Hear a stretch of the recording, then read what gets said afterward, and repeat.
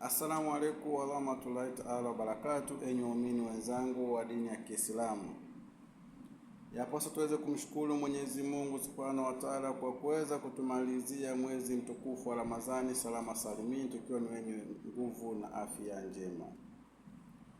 Hivyo basi yapaswa tuendeleze ibada, na wakumbusha enyi waumini wenzangu wa dini ya Kiislamu, yapaswa tuendeleze ibada tulizokuwa tukizifanya mwezi mtukufu wa Ramadhani.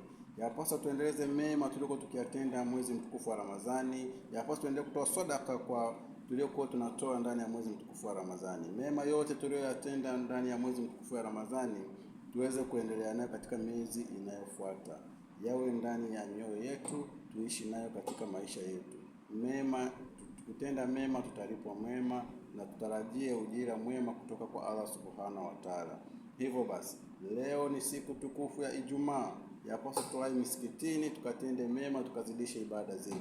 Tusiishie ndani ya mwezi mtukufu wa Ramadhani kufanya ibada. Ibada zinaendelea ndugu zangu Waislamu, na tuendelee kutenda mema na mema na mema tena.